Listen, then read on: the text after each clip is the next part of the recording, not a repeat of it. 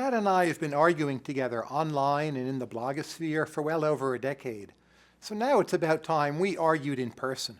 And we're going to argue about cities. My whole life, I've never lived in a major city. And this guy, Matt, his whole life, he's never lived in the suburbs. I know that's hard to believe. But he has a theory about why cities are too expensive, and you see it in the data. Rent or home prices as a percentage of median income, American cities, they are much more expensive. So Matt says the rent is too damn high. But me, I'm a little bit of a skeptic. I want to know, is there some way of getting the rent down in these cities that won't just ruin them for everyone? So Matt, tell us, why is the rent too damn high?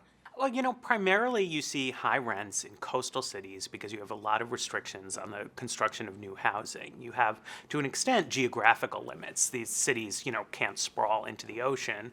And so to get bigger, they would really need to do more infill, taller buildings, denser buildings. But there's a lot of rules in place to keep most of the land sort of regulated for suburbs, and even in the cities, a lot of limits on how tall you can build, on how much parking you need to set aside. And so it means that land has come to be a higher and higher fraction of the price of houses, and it's become much too expensive for many people. But isn't this going to make people much worse off if we make housing denser? So there are congestion costs. People don't like being crowded. They don't like living next to big skyscrapers. So one way we regulate this is to make it harder to build, and thus we'll all have nicer lifestyles, right? So why should we allow denser building? It's definitely true that a lot of people don't like to live in dense neighborhoods. But, this, it seems to me, is really a classic example of something that a market can work itself out for. If people want to pay for low-density living, they're free to do so if they have the means. But at the same time, lots of people evidently do want to live in dense places. Otherwise, there would be no reason to build dense buildings. And there's no reason we can't just let it work itself out so that we build the structures that people feel they can sell. But if it were, say, a highway and there was a congestion problem on that highway, you would agree we should either have a toll or have some kind of rush hour restriction. So aren't restrictions on building density just like another way of pricing the highway? And that's what makes economic sense. And we should have some cities like San Francisco, really nice for the rich people, lots of space, sea views, and then have some other places like Houston. And don't we right now more or less have the right balance and just let people move to whichever city they want? Well, the United States is definitely better situated than a lot of other countries because it is a really big country and we do have very different urban models, so there's some element of choice there. But place is really unique, and you see that, for example, a huge number of the most innovative, most dynamic companies and industries are located in one particular area around the San Francisco Bay Area. And there's a real cost to making it difficult for more people to move there and for the cities to grow larger. It leads to lower real wages for a lot of people and to a sort of less dynamic, less robust economy overall. I also worry your solution, to deregulate buildings somewhat, allow higher density construction, I fear that's just a temporary solution.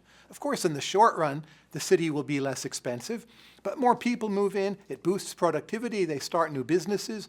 Don't you just end up, within a generation's time, being back at a really expensive city yet again, and you've only solved the problem for a little bit? Do you really think you can make rents lower? Well, look, if rents go up because people are becoming more productive, earning higher incomes, that's not so bad. What we're talking about is increasing the number of people who have the opportunity to come into sort of the best, most lucrative places to live, and that would definitely happen if more people are allowed in. So let me get this right. You allow more building in, say, San Francisco or maybe parts of New York City, so more people would move in. That would mean they might produce more, but you're also applying a kind of implicit tax to the high earners already living there. So the people in San Francisco who are well off, they have the great ocean view, they stroll to the coffee shop every morning. Now they're in a more crowded city. Don't they just move out? Like, why on net is this even a gain? Well, as I'm sure you know, right, there's lots of ways that you can let insiders and incumbents sort of rig the system with regulations to benefit themselves. That doesn't make it a good idea. In effect, that's what you're talking about with San Francisco. People are saying, well, I got here first, so I'm going to keep it all for myself. That's understandable, but it's not a good idea. And what about the schools? If you make cities denser, school systems will become worse. People move to the suburbs when they have kids. You just had a kid, right? You'll be moving to the suburbs soon enough for the schools. Why do we want to go in this urban direction? Makes no sense. I don't see any reason to believe that dense areas per se are going to lead to bad schooling.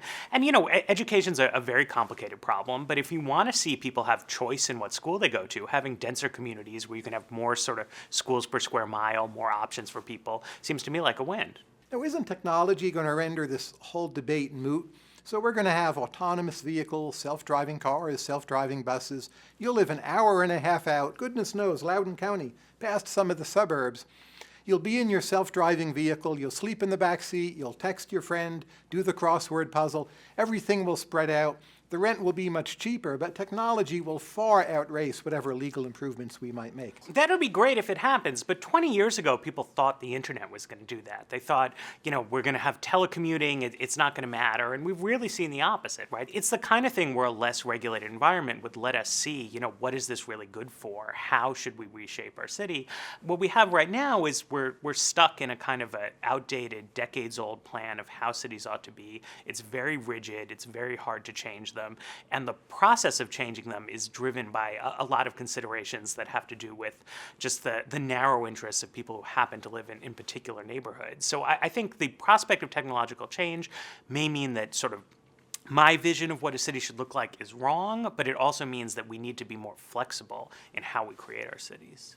Now, you've written a whole book on some of these issues. The rent is too damn high. But let me just ask you, don't you at times feel this is hopeless?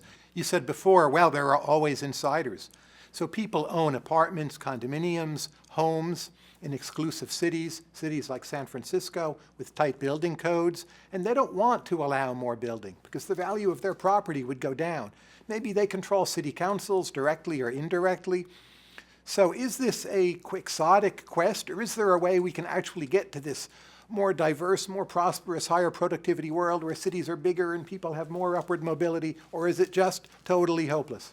I think it depends what level the decisions are made at. So right now you have land use being made on a very local level. So the interests of sort of narrow homeowner groups speak very, very loudly there. State governments have a much wider range of interests that they deal with. And you could really imagine the California legislature deciding, we're going to be better off as a state if we have more building in the most expensive areas. So you see in Washington state, they do that. Seattle is not quite as unaffordable as other coastal cities. You see a lot of housing stock growth in Toronto, where the province of Ontario does it. So I think that would be the most likely path forward, would be to see Massachusetts, Oregon, California, maybe Virginia, centralize more land use functions.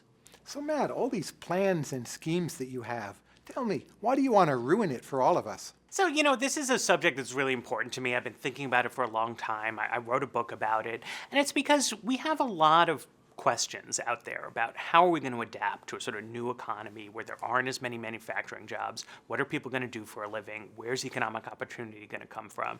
And looking around, you see where the opportunity is. It's in a relatively small number of big cities that have these kind of big information industries in them. And right now, there's just way too many people who are locked out of those opportunities. Creating cities, living and working in them is going to be the answer to a lot of these big social problems. And I think the question to you is, why is it that we're going to let a handful of sort of lucky first movers kind of hog all the opportunities for themselves?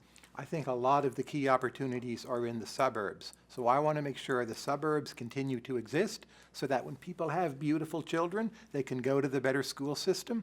But also the people in these cities with the high property values, they're not just lucky first movers. A lot of them are very well off, very productive people. And the ability to live that kind of life in San Francisco or Manhattan, that's part of their paycheck in a sense.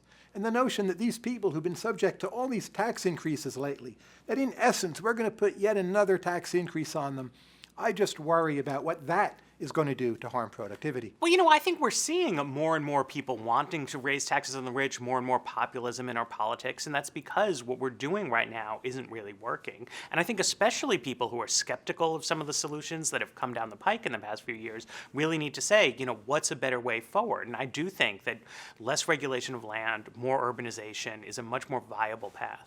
Matt, thank you for coming out here to the suburbs with us. I know it was a hardship. I hope it wasn't too bad. We'll argue some more next time. Thank you.